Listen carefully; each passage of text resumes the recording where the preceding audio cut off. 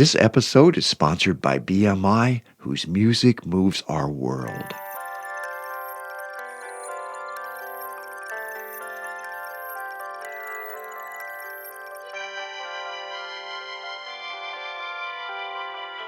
Welcome to the digital airways of Storyophonic, an ongoing conversation series presenting the people, personalities, and perspectives of the modern music business.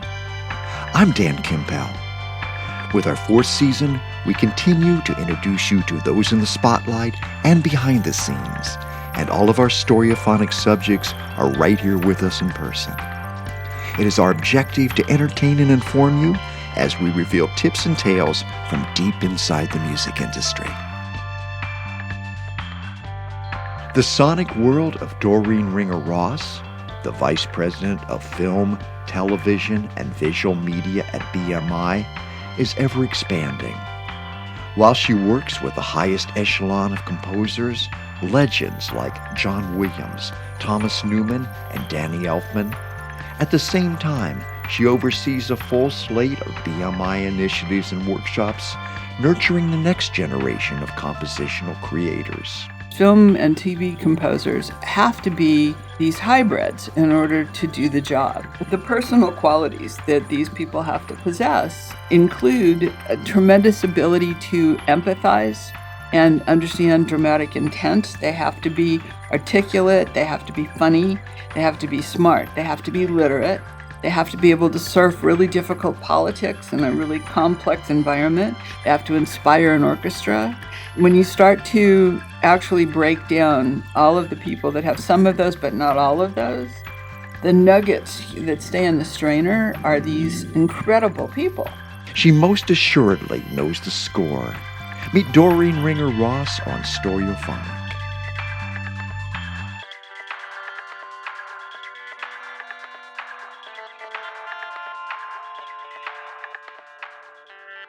Welcome, Storyophonic listeners. I usually begin by welcoming our guest to our studio, but today we are in the beautiful offices of BMI, Broadcast Music Incorporated, on the fabulous Sunset Strip with a great view out the window, and I am looking directly at Doreen Ringer-Ross. So I guess you welcome us to your offices. Welcome to BMI. This is where all the magic happens.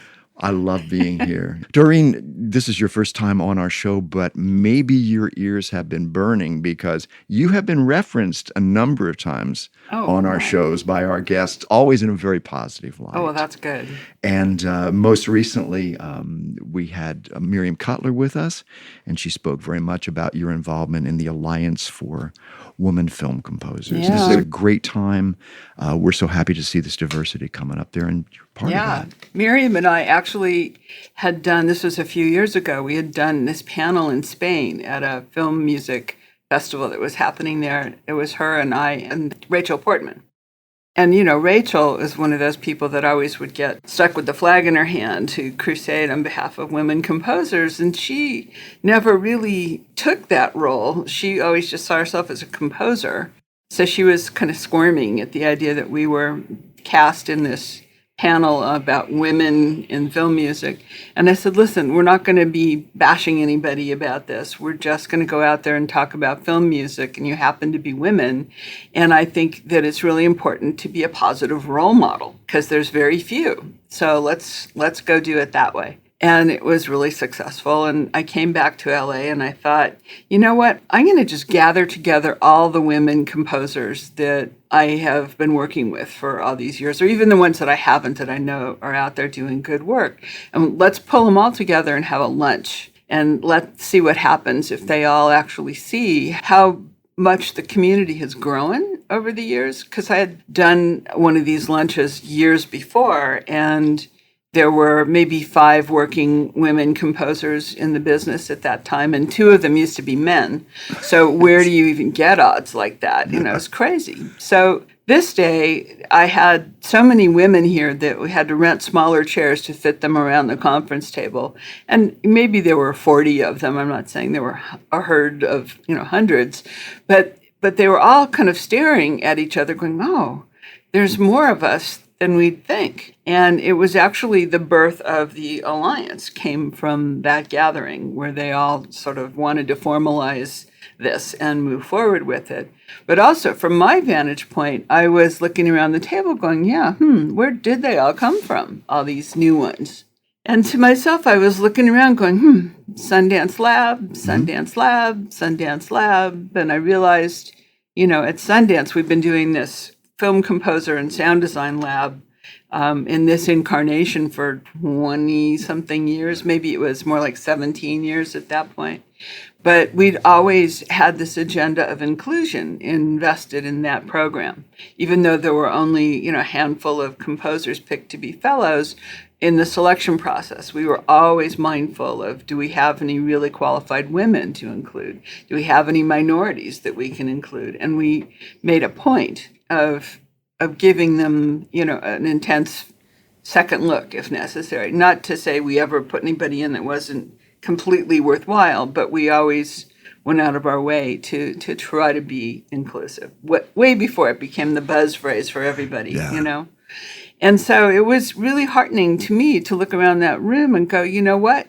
It's sort of an affirmative action stance to make a conscious effort on an annual basis, even if it's a drop in the bucket each year, even if it's just one or two people. Over time, you really can change the composition of a community if you make an effort to do that. So I've been just thrilled watching, what all's come from this. And Miriam, of course, has been one of the spearheaders of all of that, along with Laura Cartman and Lolita Ritmanis. Yeah.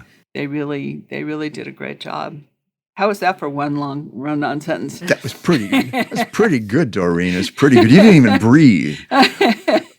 Miriam was very moved by the tribute at the dinner as well. And that women composers were given like 15 minutes, she said, of adulation and support at that moment, Right. which is great.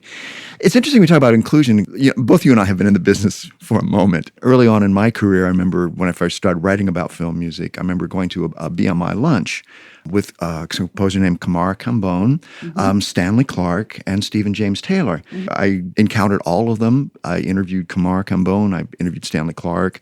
I became good friends with Stephen James Taylor, who lives in my neighborhood, and I still see him.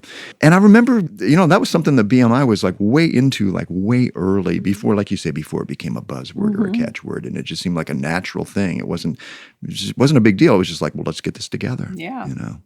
So it's a beautiful thing. Stanley just scored this new Halston movie that was at Sundance last January. Oh. Yeah, check it out. Cool. I went to a Stephen James Taylor had like kind of he does some really out there, 12-tone music and things. I went to a performance recently in Glendale that was just terrific, except it was kind of warm in the room and the lights went down and the music was kind of soothing, so take you another place. Be that as it may, Terence Blanchard, let's talk about Terence Blanchard. He was our guest, and what a great interview. A brilliant man, written over 40 scores and, nominated this year for the Academy Award. What's your relationship with Terence? How do you go back with him? I met Terence years ago through a composer named Miles Goodman. We used to call him Bud, and he passed away actually in Terence's arms. Very sad story, sort of a congenital heart problem. But Bud really believed in Terence. Terence had done some of Spike's movies already, but it was certainly not somebody working in the mainstream, and was actually surprising to me. I think I had a different kind of image in mind when I heard he had scored all of Spike's movies, and then you meet Terence, and he's just this worldly, brilliant, articulate, incredible artist and teacher and heart. And Miles Goodman saw that and started cultivating him, in the mainstream world. And so that was where we met years back. And so it's been just a joy. I brought him over to BMI. Back then he was ASCAP, and we've had just the joy of working together for all these years and watching his career evolve and watching him try to get out of that bag of, I'm the jazz guy, I only do Spike's movies, and become a more mainstream, Oscar-nominated composer has been the most exhilarating, fabulous experience to witness.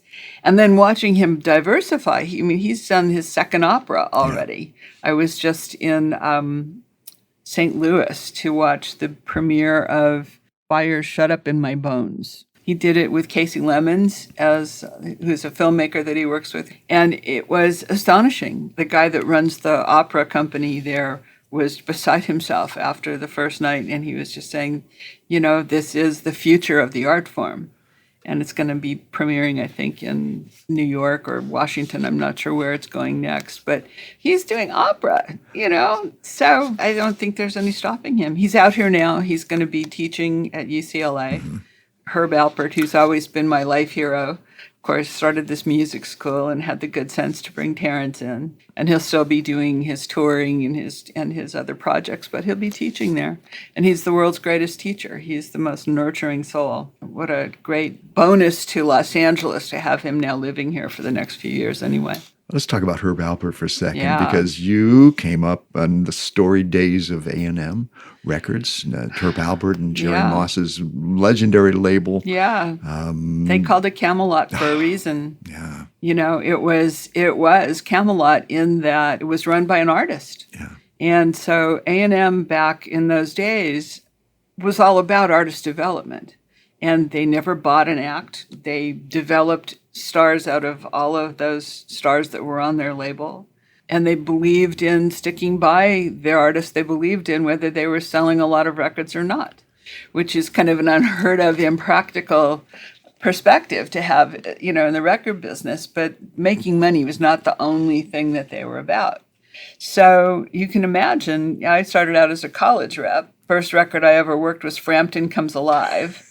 I thought to myself, oh, this is easy. You just send this record out and everybody jumps all over it and it sells more copies than anything.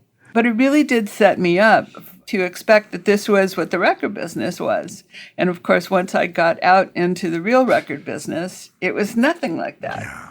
This was this anomaly. And I always ached for what that felt like, to be so pure and to be living in a world where you could be so artist-centric and earnest about it. I got out of the record business after a few years after I realized it was probably the most corrupt and immoral thing I'd ever been part of. I won't elaborate on that. I became a TV producer after that for a while, which I loved, but it was really unstable, and I'd racked up a bunch of traveling debts in between shows, and suddenly BMI appeared and said, come work here doing this film and TV gig. And I laughed, and I said, you want me to deal with writer royalty statement screw-ups or whatever you people do? Because I'm really not good at that. And they repitched it to me and said, no, you don't understand. It really is a relations gig.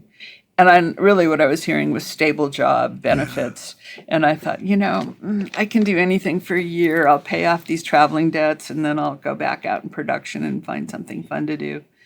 And right about that time, there's a woman named Frances Preston that took over running BMI. And, she turned it from a place where if we hadn't done it before, the answer was no. And if it cost 10 cents, the answer was no. Into a place where, is it good for writers? Let's try it. And if it costs 10 cents, maybe there's a creative way to co-finance that. And she also saw in me a very self-sufficient self-starter. Because if you micromanage me, I will get hostile. Mm-hmm. But if you say, here's the goal, you figure it out, I will grow wings and die for you. So she got that and let me just kind of run with things. And so I took all of those artist development strategies that I had learned at A&M, where you really stick by an artist and you really kind of figure out how you make yourself useful and when to water the plant and how to grow their career. And I started applying it to film composers and TV composers. And, there was no map for this, but I had always believed in, say, the independent film world as the artist development forum for this whole business. And you know what? I still see it that way, even though the role of independent film has diminished somewhat and shifted shape. Mm-hmm. I think if you go look at that community, it's far more episodic now than it ever was. What constitutes a movie is, is it an hour and a half thing, or is it 4 1-hour things, and now with digital platform, there's 600 shows going on all at once. There's this plethora of material, but the point is, where you have a community that believes in original talent, where you have original voices writing actual stories that are new. You have this proliferation of new talent being infused into all kinds of different formats, including music. So that was kind of where I started, just finding places where we could create platforms for composers that would be meaningful. So Sundance, again, became the festival there, became a great place to we do a composer director roundtable there where we pick all of our composers that have films in the festival and their filmmaker, and we talk about the creative process and we shine a light on them and the film that they have there. And the idea being the distributors, whoever they are, whether it was Miramax a million years ago or whether it's Netflix now, they don't really think to exploit the musical angle when they're selling that show, but we do. So we capitalize on the buzz and the swell of activity, and we do it from the perspective of the music at a kind of key moment, which being in the Sundance Festival, for instance, is in everybody's career. We had composer Ludwig Göransson and director Ryan Coogler on the roundtable at Sundance. They were on my roundtable 5 years ago with a movie called Fruitville Station. And that movie blew up out of the festival. And the next thing you know, they were doing Creed, and then they did Black Panther, and now they all have Oscars, and they're top of the A-list. It happened very fast, but it came from an independent world. It's interesting to see where composers come from in this era. When I first began writing about film music, people had classical backgrounds, and although that is still the case many times, people come from other places, from pop music, very famously from pop music, and it's just interesting to see that. The other thing is that it used to be very sanctioned off, like if a film person didn't do TV, didn't do commercials, but now it's like, it must make your job in some ways more complex, but probably better. I think like anything else in the music business right now, it becomes, since there's so much, that it becomes increasingly challenging to vet, what's really great from just because you can buy the gear very cheaply and say, okay, I'm a composer now, and you can crank out some noise. It doesn't make you a great composer. Yeah. And now you've got this sea of people that are identifying that way. And the job is to still try to figure out, okay, who's great? Who's the real deal? And yes, it doesn't have to come from the classical world at all anymore. It comes from a lot of different places, but there's still a sifting out process that has to happen. Yeah. It's interesting, too, when we think about all of the components of music, score being one component of music supervision, songs being a component of that, the music editing process, even all the way down to the temp process. There's so many processes that are musical processes within the making of a feature film, and I don't know if everybody knows about all of those, but you do.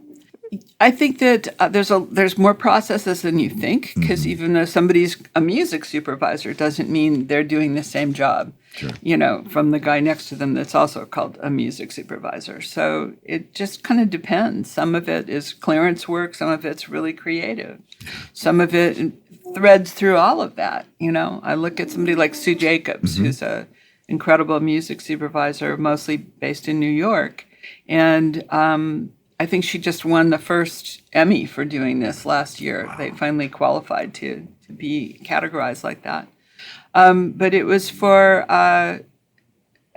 the way she works really kind of integrates those songs into the storytelling process. She works incredibly closely with the director, and she works incredibly closely with the composers.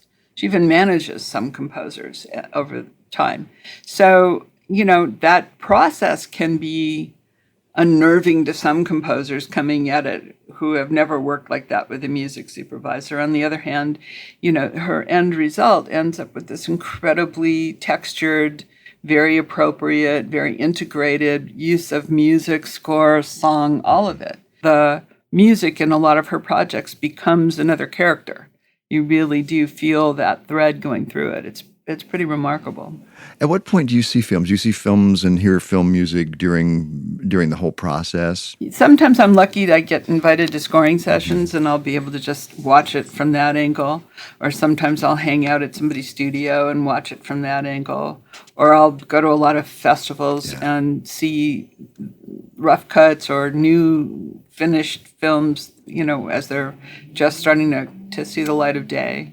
Or sometimes I'll go to the ArcLight and see it weeks late, after it's already been out. It just kind of depends on what. And it's all fun, I like going to the regular theater with a normal crowd and seeing who's there and how they react to things. Yeah, it's fun to go to movies in L.A. because I go to movies in other parts of the country when I travel, and people get up during the credits and leave. And in L.A., a lot of the people sit in their seats during the credits because they're trying to figure out what goes on in between. So I think that's always very interesting. Yeah. Frances Preston is such a great example of just a really ballsy woman, who would drive through the South by herself, to sign Little Richard and sign Fats Domino, and just an amazing powerhouse. She would ride down the main drag of Memphis, in an open convertible, making a statement.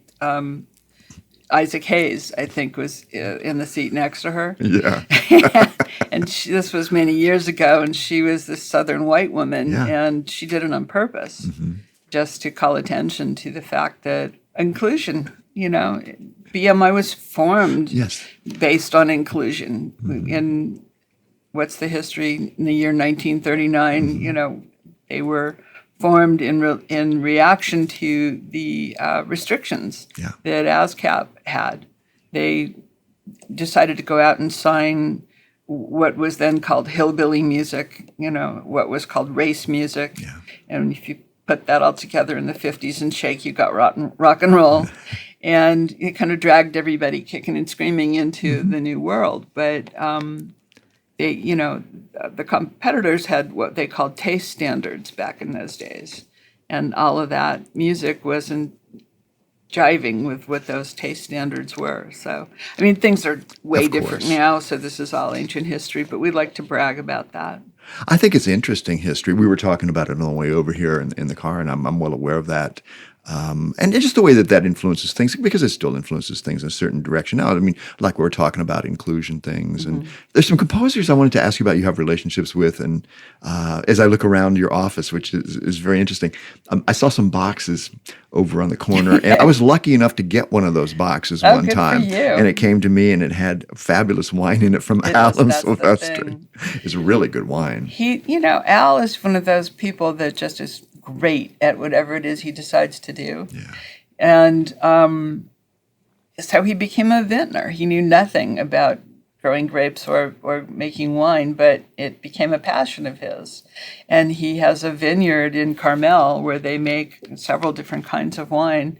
The only problem is it's not mass produced, so he doesn't have enough output to actually, distribute in any kind of global way, but you can get it online. Yes. And they have a tasting room in Carmel where you can actually go and taste it. And, it's interesting. I did an interview with him a couple of years ago up at his house, and I asked him a question about what he saw as the parallels between writing music and growing grapes. He started breaking down, that actual parallel between the contents of the soil and the nuance, that comes through that and the organic happenings of the year with rain and plant growth and music. But Al so articulately answered that question. And I realized that he was just as articulate with words as he was with music. He has that innate ability to, and just as succinct and perfect as he is with growing grapes. He's my hero in so many ways. And living a life, I think if I had to pick anybody to use as a role model for how to live a life, a real quality life, it would be Alan. Because in spite of all of the pressures and all of the things that he does, it's always been about family for him. Yeah. And he always would schedule things to stop working so that he could go and have dinner with his family. And, they always were his priority, and they still are. It's interesting personality. He just has a sense of finesse and grace about his bearing, and it's very benevolent kind of energy that he gives Right. off. And I was interested in the personalities of composers, Doreen, because I interview songwriters, composers, producers, different people within the business. I always say that probably the easiest interviews, in a lot of ways, are composers, Yeah. simply because they are so articulate. They're used to explaining musical thoughts to visual people, so that makes for a good interview. And they're generally not shy individuals. Right. I was going to do this job for a year and then go find something fun to do, and it's become my life's work. And the reason for that is because I just fell in love with this community. And composers, film and TV composers, have to be these hybrids in order to do the job. Besides being incredible at putting notes down, the personal qualities that these people have to possess include a tremendous ability to empathize and understand dramatic intent. They have to be articulate, they have to be funny, they have to be smart, they have to be literate, they have to be able to surf really difficult politics in a really complex environment, they have to inspire an orchestra.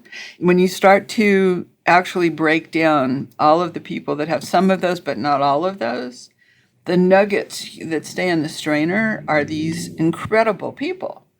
So that was what it was that made me do this with my life. You look at somebody like Alan, he is one of the reasons my life took this tact, because I just was so drawn to being around him. Michael Kamen, is another one of those people for me. His attitude towards everything was just, life is such a banquet, let's just go do it. And he was so compelling.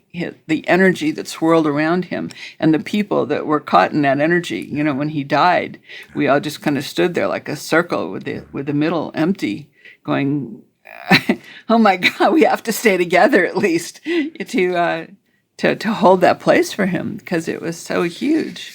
We were talking about him before you came in. We saw the picture. We were hip to New York Rock and Roll Ensemble back in the day, which was the band that he was in. And then his transition as a composer. But he always had a foot in the rock and roll world, doing symphonic things with Metallica. And on a personal level, I remember going to his home to interview him, and he kind of answered the door. He was barefoot, kind of padding around. And it was like, I was used to seeing this kind of austere visual of him. That he wasn't like that at all. Not at all. Very warm. No, he was amazing. Yes. My favorite piece of his isn't a film score at all. It was a concerto that he wrote for Eric Clapton and orchestra. And he actually performed that at the Royal Albert Hall back in 1990. There were these, Eric would do 12 nights at the Royal Albert Hall, and every third night he changed format, for whatever he was doing there. So 3 of them were for him, his band, and orchestra, and they did Michael's Concerto, which was written specifically for Eric and those bent notes. And it was the most profound musical experience of my life, sitting at the rehearsal that afternoon, jet-lagged out of my mind, but I was beside myself. It was the most exquisite piece of music. And actually that picture that I hold over my desk of him looking like the joy of music was taken at the end at Royal Albert Hall, when the whole place just jumped to their feet and was screaming and yelling and going crazy. And that was what it felt like for him. And Eric never let him put it out. He was never totally happy with his performance, which I can't believe, but I can believe. But there are bootlegs that you can find online. Wow. So if anybody's interested, it'll be a wonderful night of listening. When I do talk to composers, they have a lot of points of reference, or there's the towering figure at the top of all of that, which is John Williams. Yeah. And I don't even know what I would say about that, but that's just that facility. He has transcended to another planet. Yeah. He's just, did you see him at the Bowl this summer? I didn't, but I heard it was incredible. I mean, it's incredible, not just because his music is incredible, but because it's sustained for this long. And he's become a part of the fabric of the culture, and the music that he's created has become so iconic that it sort of transcends film music. It's like something else. And And he's like a living Beethoven. And people, that's how other composers were describing him this year. There was this profound admiration and awe of just his presence. And they really were equating him not to other film composers, but to the greatest composers ever on this planet. And I think they might be right. He really is like that. His work has become like that. And he's just so gracious. He has a grace about him that just kind of puts it on a level that I can't think of anybody else who's quite like that. Yes. And very active and very vital and very there. A rock star in his 80s, he's at a point where his fan base is so enormous. He's actually more focused on personal security than ever, because that's just a necessity, because his fan base has gotten that crazy. Yeah. Amazing. One of the first interviews I ever did with a major composer was with Lalo Schifrin. Yeah. He could probably be intimidating to somebody who was interviewing him, but he was not like that with me. He showed me his exercise equipment in his home, and I remember it was just very interesting. What year was this? It was for Grammy Magazine, and I want to say it was like 98 maybe. Okay. Yeah, he was doing Rush Hour. He's still doing karate? Yes, he was. And he told me that, the reason that he could do those martial arts films was that his son was growing up, his son loved martial arts films. So they would go to Hollywood Boulevard, to the cheap theaters at that time, and watch martial arts films. And so when it came time to do it, he was well familiar with it. He put down the pipe and put on the belt. Yeah. It's just so great these folks are in our community and in this community of people, and to see them and be around them, and that they move amongst us too. Yeah. When I see John Williams out, I don't know what I would say. It's an aura. Hello. It's been a joyride for me to live through these last few decades with these guys, and many of them have departed at this point. Yeah. But, I got to work with Jerry Goldsmith. I got to work with John Barry. There have been many that have come and gone already that were my North Stars. Yeah. And what's joyful is that now, there are new ones that are coming up that are different, that are going to be just as big and fabulous. So it's a healthy, thriving end of the business, I think. It's been interesting with the proliferation of streaming services and the quality of production that we see. And it was interesting. I was interviewing a composer a few years ago, and I was saying how it's interesting, like HBO or Showtime would now have a budget for a composer and a real budget so they could use orchestral, accompaniment. And he goes, it's different now because people have bigger sound systems. They have better sound systems in their homes. Yeah, good point. And I thought that was a really interesting point. He said, because, when I was growing up, like little speakers, it was coming through on the TVs, it didn't have like the thunder it's got now. So I thought that was a really interesting point. People are saying it's a golden age for television right now. I mean, I like to think maybe I think it's hard to point out what's television. I mean, I really think that's why the name of this department was changed a little while ago to visual media. Because it's not just TV and film. Yeah. There is this whole proliferation of digital platform. And with that, you have all these different kinds of formats. For instance, I just fell in love with this mini-series that Morgan Neville did called Shangri-La, which was a documentary kind of about Rick Rubin and his studio out in Malibu, but it was done as 4 one-hour episodes. So is it Morgan now directing television? Or did they take a film and just reformat it because it would be too long to put as one thing? So I think it's fine living with that kind of ambiguity. We'll call it episodic. The Sundance Institute has labs now for episodic work, and all the other independent film operations are starting to do stuff that's similar. The delivery formats have changed. The format of the material in terms of how it's structured has changed. But what's great is that there's so much of it. And so that gives a lot of room for people to actually create original material, to score original material. And that's what's really exciting. As Hollywood becomes more myopically focused on franchises and blockbusters and regurgitated profitable ideas, then you have whatever it is, 5 and 6, which is great. It's a business. It's creative too, but it's a different business than the rest of it, which I'd like to believe still has a large chunk of art, percolating up and out of there. Another thing we see is the proliferation of, music-related feature films as well. You mentioned Morgan Neville. Right. 20 Feet from Stardom, which Right. was an astonishing Yeah. film that he directed. He also did The Troubadour, which was the movie about James Taylor and Yes. Carole King in their Yes. days in the Troub. He's got a great music sense. Yeah. And, I believe he lives in Eagle Rock. That always raises my property value when I say that. It's great to see that. Obviously, Bohemian Rhapsody was a huge movie. Rocket Man was really big. We've got Right. Spinning Gold coming up, I believe, Right. the story of Casablanca Records, which sounds really interesting as Yeah. well. Well, it depends how truthful they are.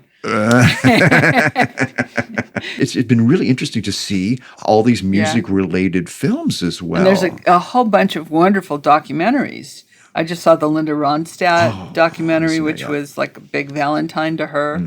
And the David Crosby documentary I thought was fantastic. Did you see it? Not yet. It's just, it's Cameron Crowe behind Yes. behind the camera asking the questions, and David, who perceives himself to be in the jaws of death, telling the truth. Warts and all. So anyway, I'm a big fan of that one. There was, of course, Echo in the Canyon. Yes. There's a bunch of them, which I'm really glad to see, some better than others. I'm so happy to see documentaries Yes. coming into their own. It's a great vehicle to tell the music stories. We'll talk a little economics. I got a press release sent to me this week. By who? Was sent to me by Liz Fisher Oh, at BMI. about all the money It said BMI sets revenue records with $1.283 billion. Yeah. Now the question is it here in the office? yeah, it's under my mattress. We were looking around earlier. It shows that the uses of music right now is unbelievable. Yeah. There's really never been more music Right. than there is. And global. Yeah. A lot of that is foreign income as well. So, I just think it's very reflective of how everything is proliferating, Yeah. both domestically and foreign. And a lot of that is audiovisual.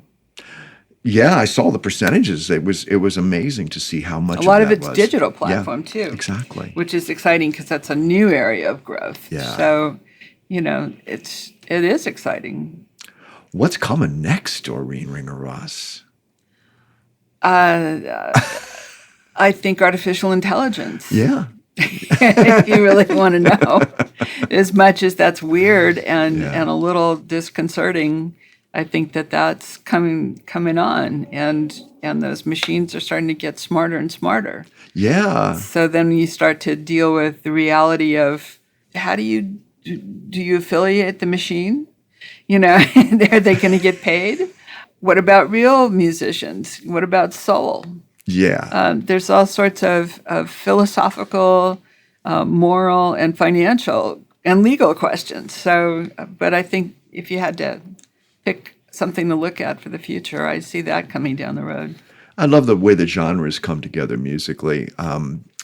BMI has always been very involved in Latin music. Yeah. And to see that pop through, into mainstream, which it has done that periodically in the past, but I think it's more. I saw Santana at Woodstock when you said that. Yeah, but I think it's more present now. Yeah. And I think that that it follows the demographic patterns and again part of that inclusiveness, which is very interesting to see.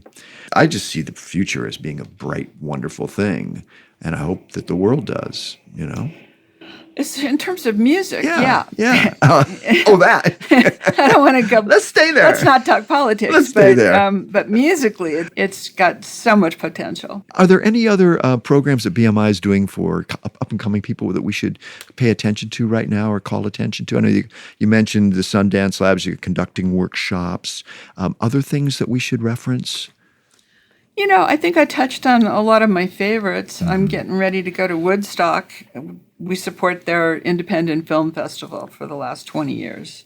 So I've had the good fortune of bringing all sorts of interesting artists back there. And, It's not this big festival. It's not like Sundance where, it's just crazy time. You can go outside on the street at night and hear crickets. Wow. But inside the restaurant where we do this dinner for maybe 50, 60 people are award-winning, Oscar-winning documentarians, world-class animators, rock stars, and indie filmmakers that are accessible and wonderful. So I invite a bunch of composers to that, and it becomes a place where it isn't hard to establish those relationships and keep those relationships. So this year I'm bringing Janice Ian back, and so we're going to do a chit-chat with her. I've had Donovan come. John Sebastian lives there. So it's just a great hang if you're ever up that way. It sounds wonderful. It's fun and not assuming and beautiful that time of year. From there, where am I going? The World Soundtrack Awards happen in Ghent. There's a tremendous proliferation of film music festivals happening all over, especially in Europe, where they all have a different kind of energy. But there's an appreciation for all of this in a live performance situation. Yes. So that never used to happen. It's beautiful. Yeah. Well, we've got a couple storyophonic questions we'd like kind of wrap with you. You touched on something earlier, so maybe this is your answer or maybe it's not. But had you not followed this magical musical path, which has led you to where you are today, is there an alternate thing that you would have done? Is there another job? I actually was a sociology major when I went to UCLA. And at a point, when I was in the record business still, I actually did go back and met with the head of the MSW program at UCLA saying, my life is so shallow. I do these parties and hang out with rock stars and it's so superficial. I want to do something meaningful. I want to come back and get my degree and be a therapist. And the guy that ran that program looked at me and said, "Don't be an idiot." And I said, "What?" He goes, "Don't be an idiot. There's nobody working in this field that wouldn't give anything to trade places with you. And if you don't believe me, I'll set up an internship for you at the VA and you go mop pee up off the floor and see how you like it." I went, "Don't tell me this. It's terrible." So, I think had I not found this, I would have actually pursued being a therapist of some sort. I still have that fantasy. Or a poet, I love to write. So that's my old age fantasy, is to be sitting somewhere staring out at water and writing. That sounds good to me, like too. Like what you do. Oh, that's right. That's right. It's interesting, being a writer, a lot of it's thinking, It's not even active working. It's always percolating in there. Right. Thinking. Obviously, people that do what we do in the music business, we were called and drawn and grabbed by something. So my storyphonic question to you is, was there something musically that you heard when you were growing up that made such a huge impact on you that was just undeniable? I've been thinking about this. Like, how did I get here? And I realized that I think it came from my mother being a dancing teacher when I was really little. She was sort of Arthur Murray, oriented. And she put me in tap classes when I was 3. And so I think between listening to what she was dancing to and the stuff that I was tapping to, it became about rhythm for me, which is probably why I love R&B as much as I do. And sort of when I'm at home alone, I'm not listening to soundtracks. I'm listening to old funk and R&B stuff. But I don't think it was a particular song. I don't think it was, I was more of a Stones than a Beatles person, but I don't think it was any of that. I think it was really the dancing influence. And my mom would listen to Stan Getz and Jobim and she would dance around the house. And I kind of locked on to it that way. And then, I came of age during the most astonishing age of music with everything that now counts as classic rock and the whole Motown explosion. So, I just was listening and I realized all my friends, the ones that I have through Facebook now, gone back and reconnected to. It's like, remember, we were listening to this music together, and it became the kind of glue. It became the voice of a culture that we were all swapping records and connecting through. So, I don't think it's one thing. I wish I could say I was listening to Mac the Knife, but that was what I used to nap to. but I don't think it was that particular song. It was all of those things that just kind of lead you into where you end up being. And then, like I said, once I got here and I started meeting the Michael Kamens of the world, the Tom Newmans of the world, the Alan Silvestris of the world, that kind of took me into old age. Terrific. We have been visiting with Vice President Creative, Film, Television, and Visual Media, Doreen Ringer Ross. Doreen, you're a lovely guest. Thank you so much for being our guest on Stereophonic. My pleasure. You've been listening to Stereophonic, a regular podcast series with tips and tales from deep inside the music industry. We come to you from Datalight Studios in Los Angeles, California. Our show is produced and edited by Lindsay Tomasic. Our production manager is Kim Strand, and our theme music is by Dusty Gray. Please rate us on your favorite podcast platform, catch up with our past episodes, and visit us often for new shows. I'm your host, Dan Kimpel.